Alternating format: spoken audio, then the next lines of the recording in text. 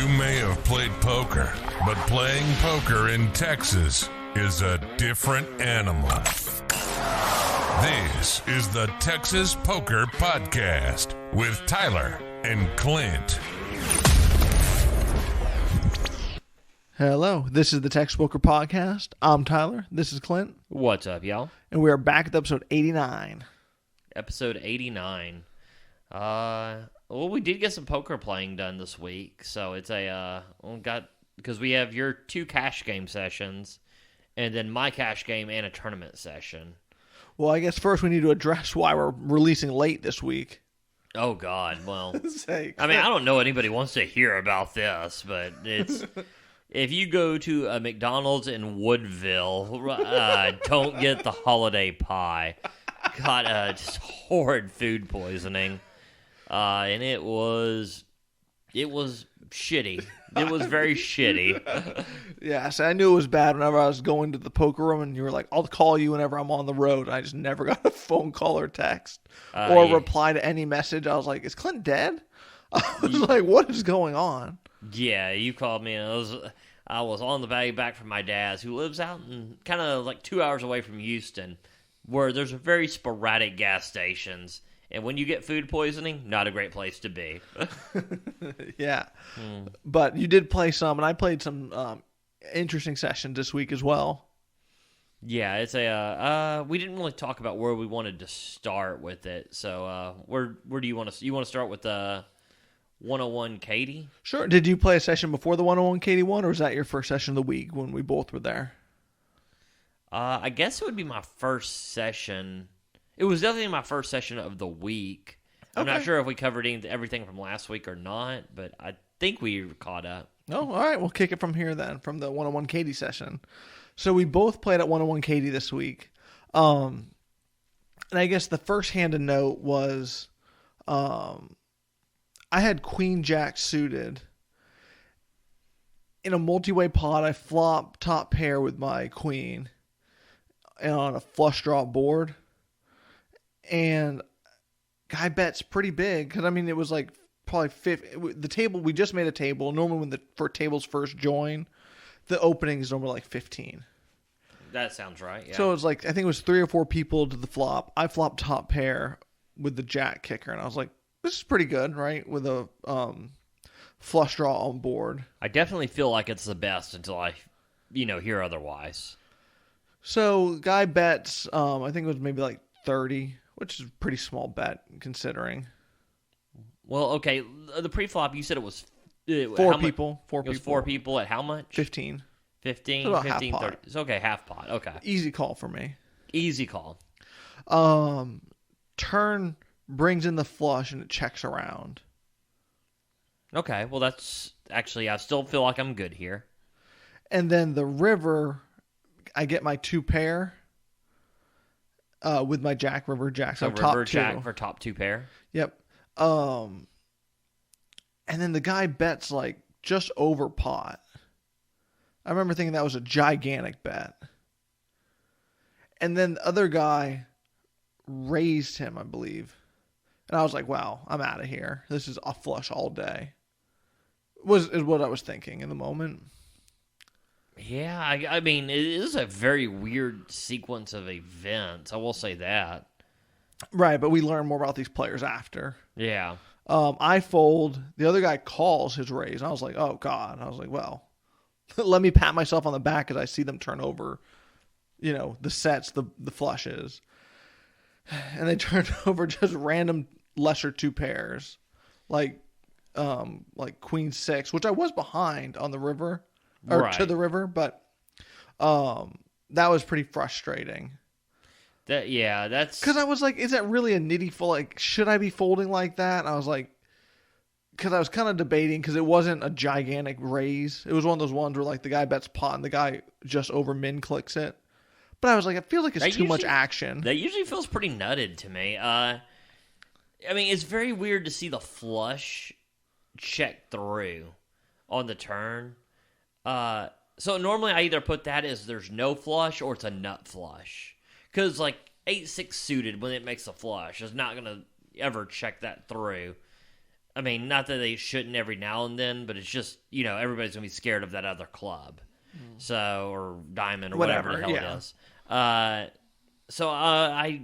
once it checks through, I'm never thinking that. But I have noticed some people will check the nut flush just on that. And I don't know, a mid-range right there looks pretty...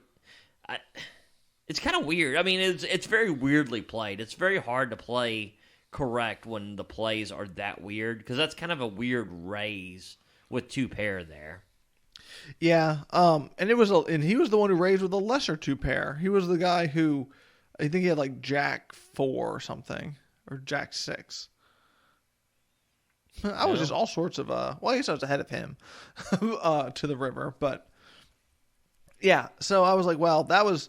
And I remember thinking it was a pretty gigantic pot, and I was like, man, that was pretty frustrating. So the very next hand I get 7 deuce of clubs. And I'm like, well, whatever. I raise. I was like, now I'm frustrated. So I raise. Seems like everyone calls, doesn't it? I mean, nobody was folding at that table, man. Yeah. Yeah, I mean, I'm sure. I don't even remember exactly the order, but I know no one folded almost any hand at that first table, so.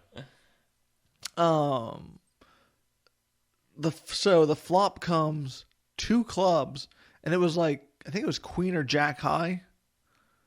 Okay. And I was like, beautiful flop for what I was you're like, doing. well, yeah, exactly. I was like, well, I could rep this queen, this high card, and I have the club, so that's, pretty great. I bet, how much did I bet? I bet like 50. Okay. I guess I like this. I mean, no, it was less. It was less because on the turn, I remember the bet was like similar to the same. So I must have bet like 35. I mean, the problem is when these hands, when they go very multi-way, there's so little fold equity. I could go with a check or bet the way this is. I mean, because we think there's probably like 4 or 5 to the flop. Yes. Yeah, I mean, when you flop this, I mean, every now and then you can bluff here and take it down if nobody hits the queen and the flush. Yeah, I like this bet here. Very nice. Get 2 callers. Okay. I turn a 7. So now you do have some showdown value, but probably not enough. So I check. Okay. Guy bets like 30 again. So it should be a very small bet into the spot. Yeah, I remember it was like same bet. Other guy calls it, right? So now you're just calling this all day. Probably should. I raised. Oh, wow. I did not remember that part of it. I remember you raising. I don't remember that's where this happened. Wow, this is a ballsy raise here. It was. I raised about 150. Both call. And I'm like, wow, disaster. Both call? Both call. I was out to lunch on what happened in this hand. This seems like the worst disaster. Oh, trust me. I'm looking at my stack. Like, am I just shoving any river now? Because I only bought in for 400. I just raised to 1. I mean, yeah. This is getting really dicey here. Well, I don't think you should shove any river. I will say, because here's the thing, is you don't have enough to make them go away. And at this point, it seems like somebody's got a queen, and they are not. Like I tell you, trying to get people to fold top pairs and low limit poker. I mean, you might as well burn money. I brick the river, no flush, just a pair of 7s, best kicker. Got the board backing me up. So I check. It checks around. The other 2 guys check. They both bricked the same flush draw I'm on with no pair. Pair of 7s takes it down. A gigantic pot. I mean, this is just... I mean, when you showed your hand, it tilted me. You seem tilted. Yeah, I'm like, I'm gonna get here, Tyler, being about some bad beat or anything on this, and this dude's over here playing deuce 7. Yeah, I don't know. I mean, just I can't say how much I hate this hand, but I will say it was very interesting. You're right. We're both happy I won. Yeah, I'm very happy you won that hand. That's pretty much the only. I mean, I guess to be fair, like I like the bet on the flop. I think the raise on the turn is burning money. Definitely felt it at the time. Yeah. Yeah, it's a. I don't know. I mean, I can't get ever behind. Once you get to showdown value, it seems even a little bit of showdown value. It seems like you would just call there, but I don't know. I mean, the entire thing is. Yeah, I'm glad you won. That's where I'm going to go with it, man. I have I can't think of anything else there. All right, we all know if I won, it was a good play. So, so after that one, almost like maybe one or two hands go by, and that guy was like, one of the guys, he was like, "You played 7 deuce and because he limped and I raised him. That's what it was, pre-flop." And he was like, "You raised my limp with 7 deuce," and I was like, "Yeah, I mean, sure, you know." I mean, I was like, also one was 7 I mean, deuce. it's hard to lie at this point when there's like face up on the table. Well, no, this was a little bit after. Okay. After. So he took a mental note of that, right? Okay. I was like, well, that's good, you know, creating my image for me. That it is. Then I get dealt pocket queens versus the same guy, and I make it 20, and he 3-bets me to 75. Okay. How big are you making this raise? Uh, Folds around back to me. Wait, he didn't make it 75, did he? Mm-hmm.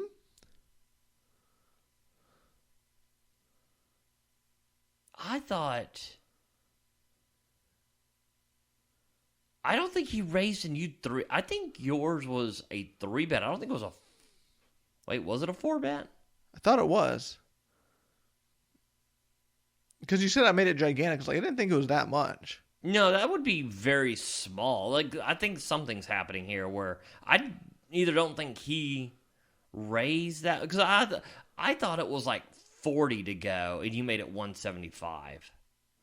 40 to go. So maybe I must have made it 15 and he made it 40. I think so. I mean, So- I remember thinking this 4-bet is just way out to lunch here. Come on. So, So I mean, there's no way it was 75 because I definitely remember thinking like, oh god, this is way too big. I could have sworn I made it 20 because I'll tell you why. But okay, so let's say. So you make it 20. Is there any? I think he might have. You think he might have min raised? He did that quite a bit. And some people called behind me before it got to him. Well, that's true. That definitely does change things. Yep. So I was like, okay, 2 callers, and he makes it. You thought 40? I thought 50, but I mean that's kind of nitpicky either way, right? Kind of nitpicky, yeah. 40 or 50 either way. So I go to raise, and I thought I put out 125, right? But the dealer had scooped my 20 in. Okay. So then, whenever I went to put the money down, he had already scooped my money in. So then he was like, "Oh, here you go." So I was like, "Well, I guess that on top of it too, I guess." So were you trying to make it 125? 125, yeah. But the dealer okay. scooped my money in and then put it. Then I was like, "Well, we'll just include that in the raise then." Oh, okay. Well, I mean, then we're right on the same lines. I mean, now thinking of what his bet was, I mean, I obviously thought it was bigger or smaller than it was, and now knowing that you really went to make it 125, we're kind of on the same page because that's probably about 2.5 times. Yeah, I was thinking it was too gigantic, especially with that dead money behind me. Yeah, no, 100%. We're on the same page now. I apparently read the situation wrong when I was at the table. Well, I thought maybe that extra 20 might have thrown you off whenever, because it ended up being, 145. Yeah, it's yeah, that definitely did throw me off. Well, your raise was 175. I remember that. Okay, so then I must have tried to make it 155 then. Yeah, that sounds right. Yeah.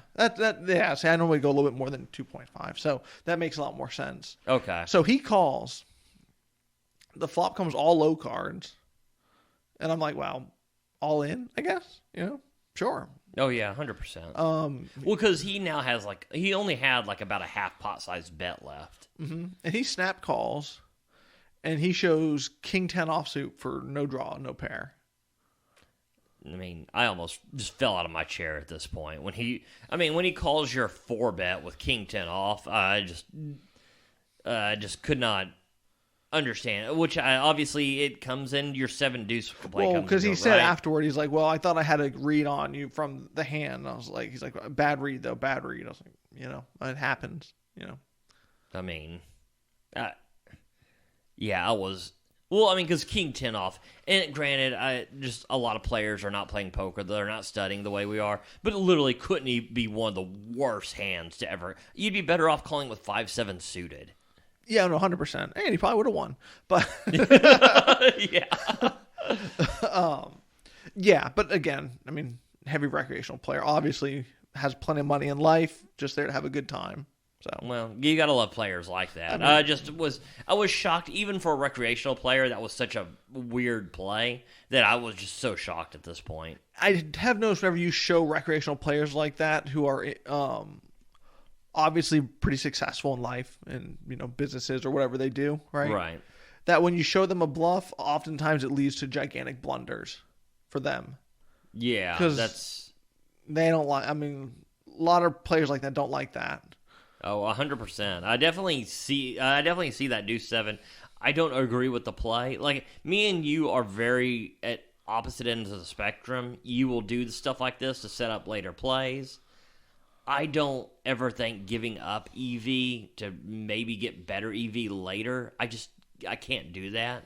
So we're on opposite ends of the spectrum. But I will admit, it does help to a certain degree. I mean, without a doubt. Let's go to the next hand where it continues to help. Let's just chop this argument down for you. These are all pretty interesting hands. So, yeah, go for it. So the next hand I get, was it 6-7 or 5-6? I don't really remember. It was 6-7. 6-7, okay. So I get 6-7 of hearts. I make it 20 pre-flop. After you show the deuce 7, everyone calls. Even Clint's in the action sometimes. So the flop comes 6, 7, 8, all diamonds. What are you doing here? First to act. I'm definitely betting. I'm not just gonna assume somebody has a straight or flush yet. I'm probably betting small. Probably about a third pot here. See, I went the opposite. I bet big. Because I figured I'm getting called by all the high diamonds, all the pair plus straight draws. Plenty of stuff that I felt like I could get value from. There's a lot you can get value from. There's a lot that has you beat here, though, to me, too. Yeah, but it requires them flopping really good hands. And I'm hoping they didn't. So, I bet pretty big, get it heads up. Right? That's a really good result. Yes. Might have been 50. Okay. That sounds about right. I was betting 50 a lot. Against a pretty aggressive player. I would say he's a pretty good thinking player. Mm-hmm. Which he saw the 7 deuce hand, all that, right? The turn comes and it's a complete brick, like deuce of hearts. Okay. I bet 150. And he calls. Okay. The river completely bricks out. No diamond, nothing, right?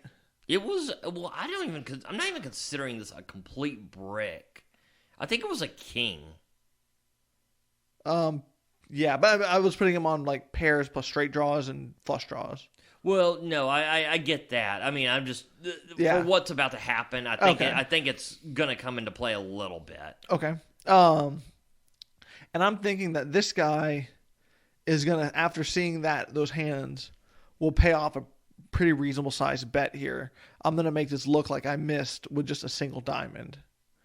So I bet 300, which I guess in correlation to the pot, not that big, but still a lot of money. Yeah. I bet 300. He snap calls. I turn it over quickly. I know I'm good. He showed a pair of 7s. I did not think I thought you squeezed every little bit of value on this hand that you possibly could out of it. with the flush and the straight out there, I definitely thought this could be something. I do not know how much. If I'm betting that river, it's way smaller. I thought you got insane amount of value on this. When he flips over just a 7 and then mucks the other card, I was just super shocked. I mean, that is not for a player who I considered pretty good, that's a weird time to hold on for the entire time. You raised pre-flop. You have all the overpairs in your range, although this is such a wet board. He's probably right that you're not playing the overpairs that way. But there's the flushes, the straights, the sets, the 2 pairs. I mean, I just thought this was... And that's why I thought the king was not a complete brick. Is even if you had ace king with like the ace of diamonds or something, then you got there with the king. That's why I thought it wasn't a complete brick. Is it does hit your range a little bit. You think he had 7 deuce? Uh, You think he tried playing 7 deuce back at me and turn 2 pair? Maybe. I mean, that would make a lot more sense with the snap call, right? Yeah. When the 4-card flush bricks. Yeah. I guess it's a possibility. It would make a little bit more sense. And maybe, he would show the 7, not want to show the deuce. I guess that does make a little bit of sense on that. I don't know. If it's just a 7, I just thought it was so weird. I just thought it was so weird to get that much value out of a 7 here. Well, try to make it look like a bluff and got paid off, so that was nice. That was a very well played hand. I just, like I say, it was kind of floored on how much value you got out of that. I mean, those are basically the only real interesting hands. The other ones were just kind of, betting and hitting, which was nice. Nothing. You want to talk about being in all the action, though. I was played almost every hand. I was getting, probably more pocket pairs that session than I've gotten in the last 2 months.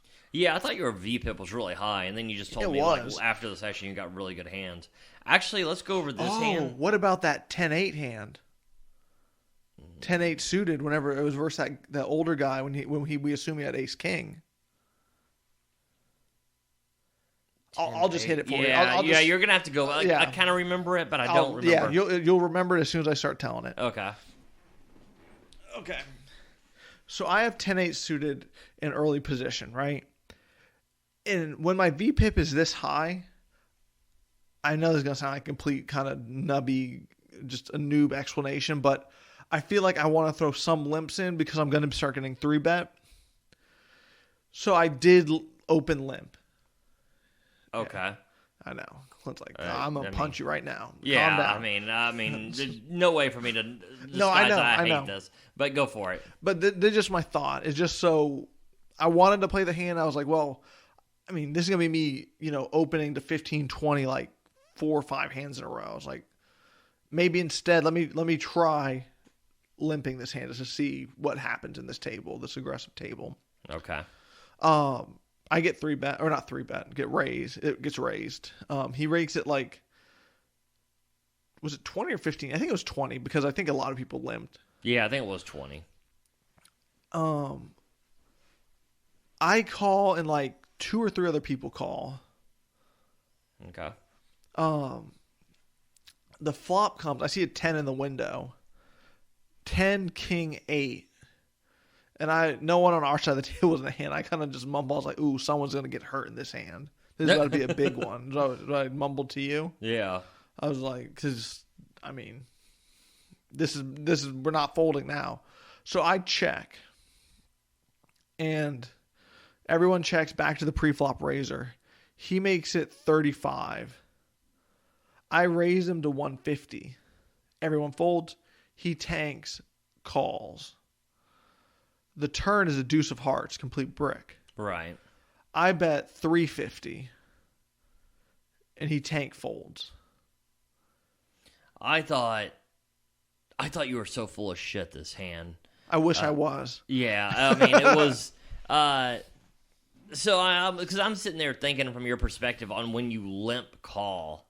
I'm like, well, okay, you're never doing this with pocket 8s. You're never doing this with pocket 10s. Obviously not pocket kings. Yeah, I was just running out of hands for you to really. I mean, King 10. If you're gonna get into it, it seems like you're gonna just raise. King 10 I'd raise. Yeah. It was a very draw heavy board because I was thinking of like, well, Jack 9 of diamonds because there were 2 diamonds on there. So I was like, okay, well, you do this with Jack 9 of diamonds, Queen Jack of diamonds. But I was like, hands you would also raise. So I was like, when you did this, I was going through all the range of hands, and I thought you were just so full of shit on this hand until after the session when you told me you had 8-10 right there. I guess, yeah, well played after. I was kind of thinking after we discussed it, should you bet smaller on the turn, try and get more value from him? I mean, you want to talk about a guy who was like just a vault, huh? I could not get value from that guy for anything after cooling him. Yeah. But that being said, the more I thought about it, the more I was like, well, getting a fold there, because there's almost no hands on the river. There's very few cards on the river that's going to look real good for your hand. Yeah. I mean, almost everything, like, creates some type of straight or flush. Oh, 100%. So, or a bigger 2-pair, so I was like, I did have a thing where I was like, well, if you go for like bet 200, you could probably get value from him there. But I'm like, well, actually, you're making him pay for a good card if he wants it, and then really good odds, right? And then if the river hits, I mean, it's gonna get real weird because at that point it's gonna be a shove. Yeah, 100%.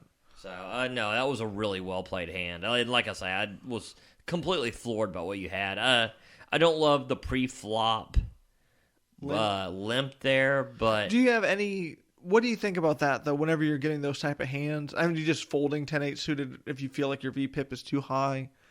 Well, I mean, I just go... I mean, I just looking to play correct from the pre-flop chart perspective, unless I'm, like... kind of making it a little bit more or less versus what the big blind's doing or the guy to my left. But at the end of the day, if I'm playing the correct hands from the correct position, I mean, if they want to 3-bet me, I mean, they will, but I'm going to continue with the correct percentage, and there shouldn't really be a leak there. Yeah, no, I don't know. For some reason, I just felt like that was a hand too limp, oddly. I don't know. Whenever I open like 4 hands in a row to 20, I feel like it's weird to just keep doing it. I don't know. I mean, I think you overestimate people's ability to adjust. Like, literally, that was the only guy who 3-bet the entire session on that table that I remember without just a monster hand. Yeah, I'm sure he had a monster hand. He might have had aces there. He was 3-betting pretty... Yeah. He 3-bet me several times, fairly consistently. But he had good hands every time he 3-bet you, right? I don't know. I mean, I folded. I mean, I always was kind of at the bottom of my range, and I was like, well, I just let it go. Well, I mean, that was basically it. I actually had a very big winning session, so that was nice. How much did you end up? Well, like a little bit over 1,300, I guess. That's a pretty goddamn good session. My session, not as great as that, but it was. I was gonna go over this hand because I think it led to that one where he called you with the pair of 7s. Yeah. It's so I have pocket aces, and I bet 20, and 2 people call. The flop is 5-6-4, I believe rainbow. I bet 20 again. I'm betting small here. This is not a flop that's good for me on this, but it's one that is very much I need to bet. Both call, and once both call, at this point now, I'm very cautious. I'm going to probably be checking a lot of turns here. The turn is even worse. It's an 8. Yeah, this is one of the worst runouts for you. Just ugh. So I check. It goes check, check, check. So I'm like, well, I'll probably have the best hand here. The river comes. It was like a disconnect. It was like a kind of a disconnected card. I think I say it wasn't that disconnected. Yeah, I think it was like a 10 or a jack or something. Definitely had the possibility of like 2 pairs and stuff, right? Yeah. So I mean, at this point, I'm just checking. It checks all the way down. Well, once it checks all the way down, I think I'm probably good. I flip over pocket aces, and the guy to my left flips over a nut straight. He had it was 4 cards to a straight, but he had the mega nut straight. He had 9-7, and if you had a 7, it was just to the 8.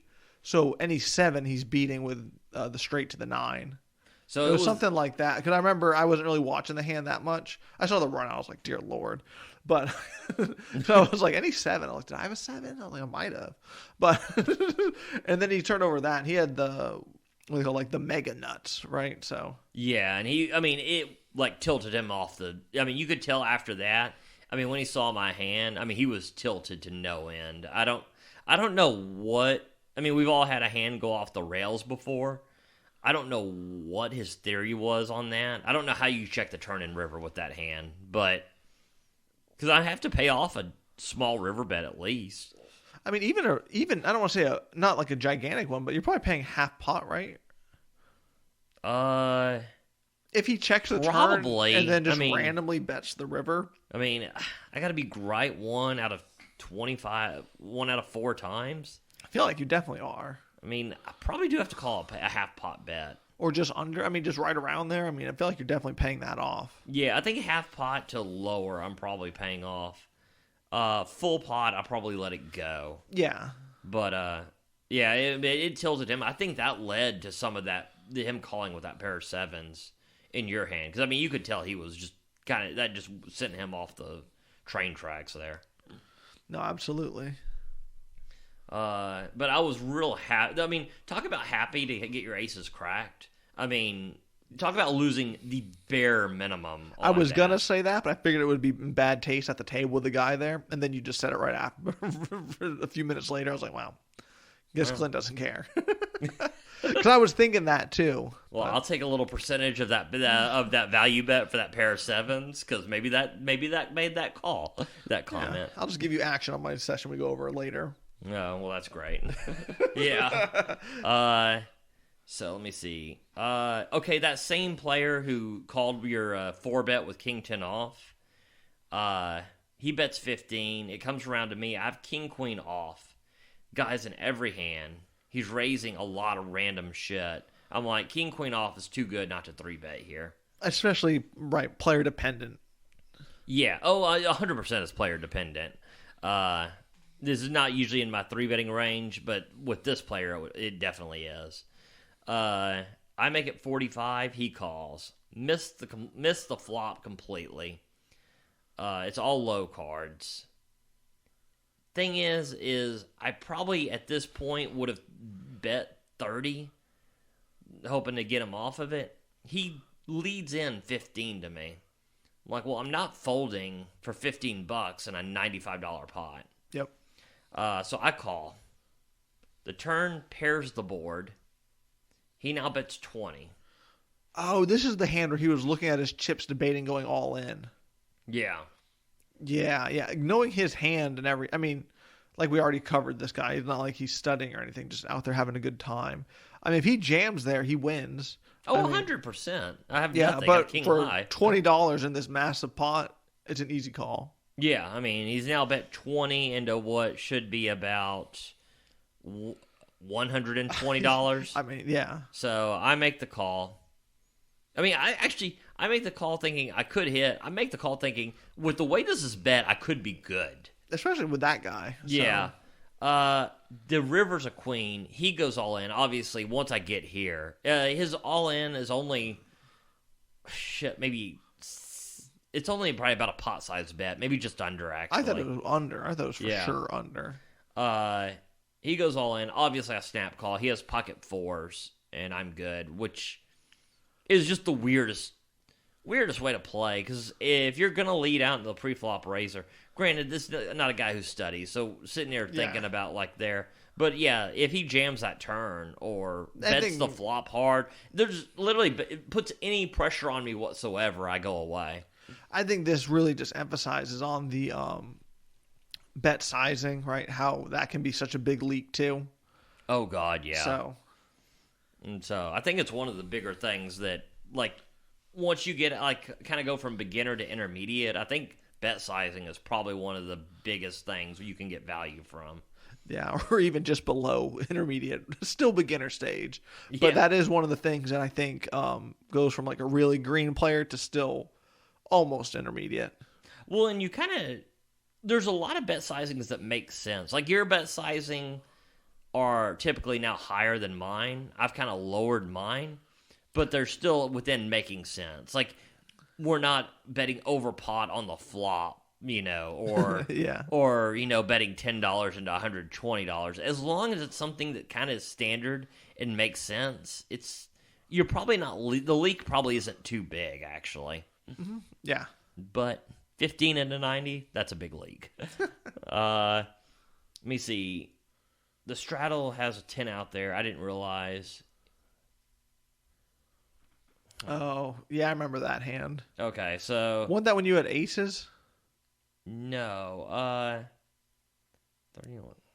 No, that happened whenever you had aces. You already went over that hand. Oh, no, this is something different. So I have queen 10. There's a straddle out there with 10 on the button. I didn't put it together that it's actually 6 and raised way too big with queen 10. Oh, God. I make it 30 from kind of late position. Wait, then a player 30? goes all in for 80. 30? I don't mind 30. 30 when the bet is only 6 with a queen 10? Well, no. I don't like it with queen 10. But, I mean, there's money. I mean, I normally 30 on a button straddles from my general open. I would usually go like 20, or I'd usually do about 20 for this button.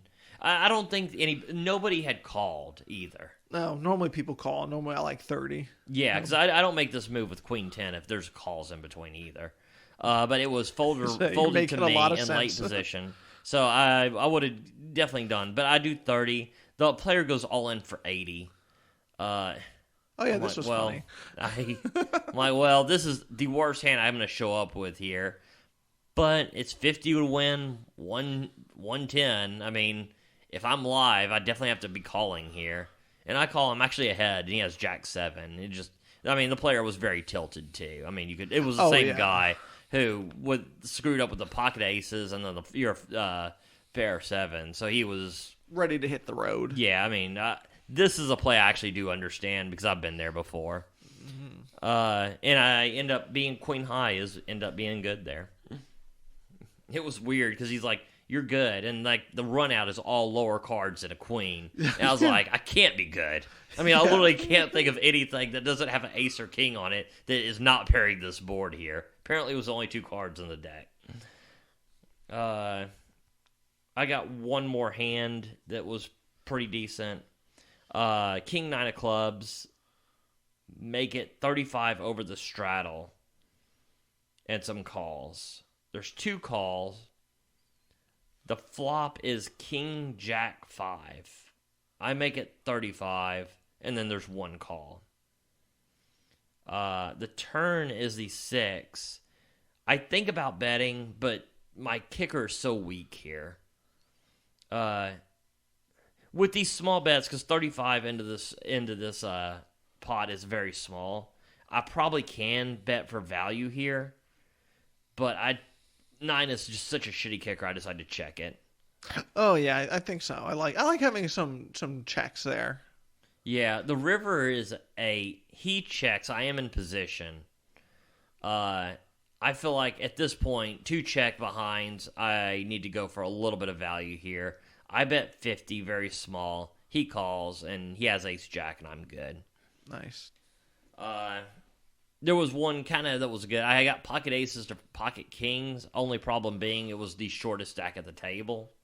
So that was kind of, I mean, it's kind of nice to get that, but also kind of sad. Anyone else, I completely double up through. And there was one kind of buffoon deal where I had ace queen.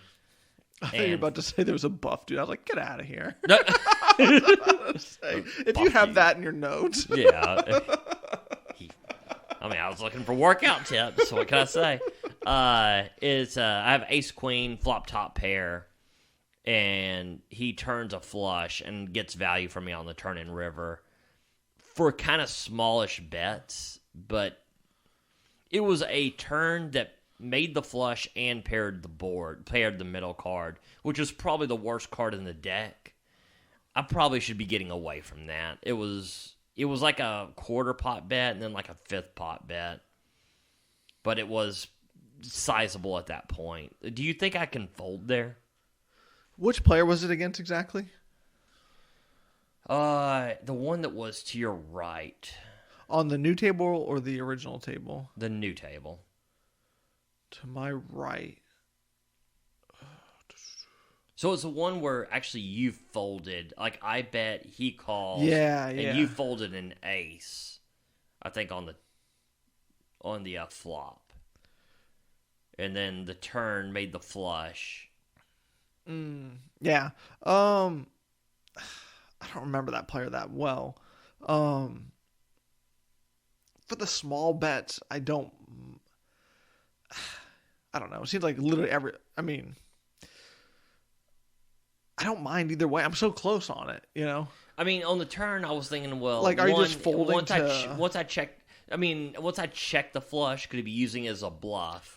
Or could he think that I just don't have an ace now and I was just c-betting? Well, that's like what you always say. This is why I was really so torn. What I was thinking about is whenever I say stuff like that and you're like, well, if you're just going to fold on any flush, shouldn't everyone just be betting small when the flush comes in if everyone's just going to overfold to it? So I feel like you do have to call sometimes with top, right? Yeah, without a doubt, I Or was ace pretty. queen, yeah, ace queen.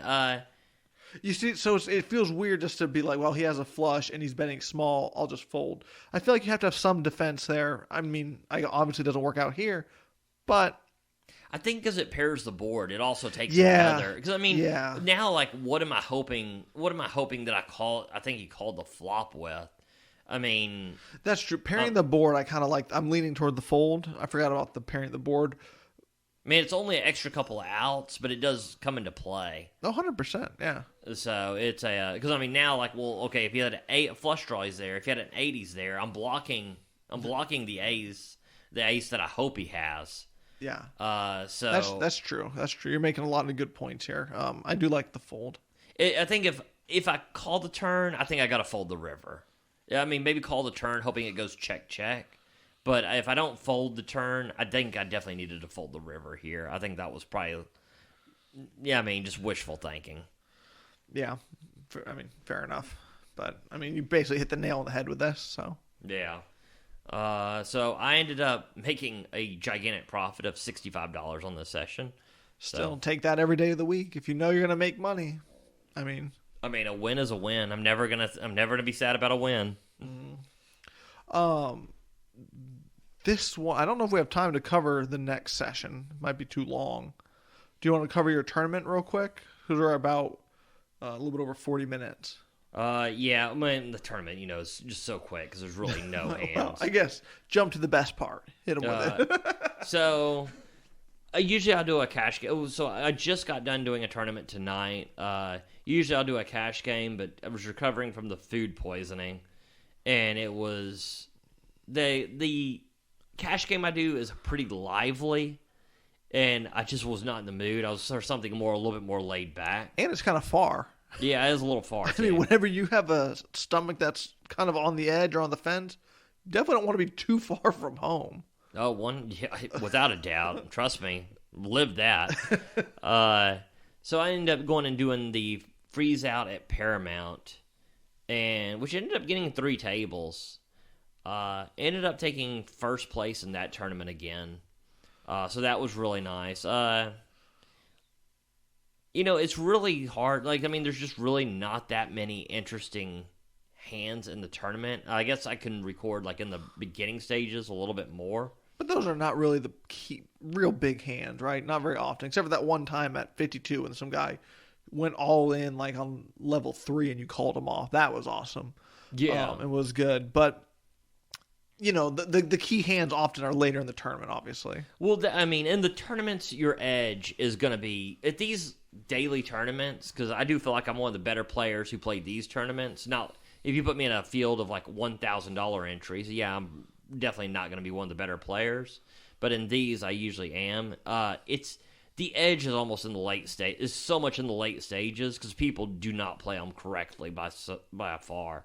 I mean, they're just folding, getting blinded out. They're not understanding the math behind it. Well, I feel like you have way more experience than, I mean, it has to be almost everybody who plays those daily tournaments. Just in tournaments in general, just because that's where you started playing poker.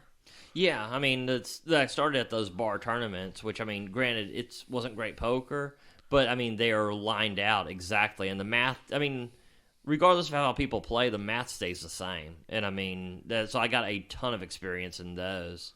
And, like I say, I got all in, but, I mean, you still need a little bit of luck. Like, I mean, I got all in. Well, you definitely need luck, but I'm saying recognizing certain situations and different implications in the tournament, like that one that we played where I ended up bubbling. I mean, it was just a gigantic blunder, which I just had no experience in that situation. Yeah. But I feel like with doing all these bar tournaments, kind of sharpening your teeth kind of thing through that, whenever you first started, really gave you a pretty big edge in all these daily tournaments. Oh, it definitely really helped. And I mean, like, I've done some studying lately, and it's amazing. Like, here's one thing I've really looked at and I was getting wrong is you're supposed to be shoving, like, your short stacks from the button way wider than earlier position, which is common sense. Thing is, I didn't realize how much it was a difference. How wide you're shoving, you mean? Yeah, I mean, it's from early position to button. I mean, it's just a gigantic difference what I've been studying. So that's one thing that's really helped me out too. And I guess for the listeners, you're shoving so wide because you only have to get through two players, right? That's why your range gets so much wider. Exactly. So. But yeah, ended up taking that down. The key hands was pocket fives versus an ace queen, in which the pocket fives held up. I had a couple shoves on top of raises. Some guy tried to raise my blind from the button, and I shoved with ace queen suited, which, I mean, that's the problem with the tournament. It's a very standard plays.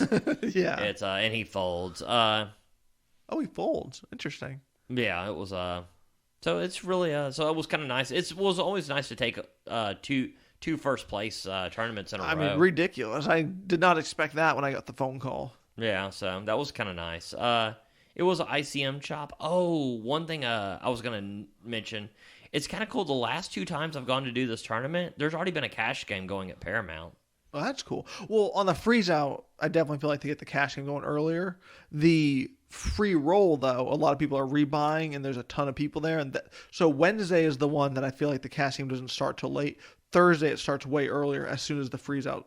Well, obviously the freezeout is frozen. Well, I mean, it's weird because the cash game was going before the tournament ever started. Oh, wow. Okay. Yeah.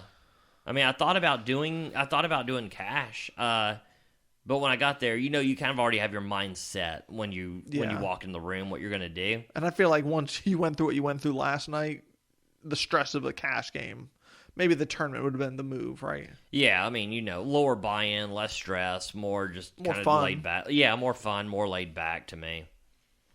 Well, I guess we'll end the podcast with this. I'm going to try to make my next goal for the next week. Next session I play, here's going to be my goal. I'm going to play no suited one-gappers. I'm only going to play suited connectors, pocket pairs, suited aces, and obviously Broadway cards, right? And as soon as I make the blunder of playing something out of that range, get up and leave. I think that's good. Well, I think it's very good right now because I think Well, I mean, because we haven't covered the session yet, but I play another session at Texas Card House where the hands are not going my way, and it's I mean, a lot of it was like flips or live draws versus my made hand and stuff like that, right? Right.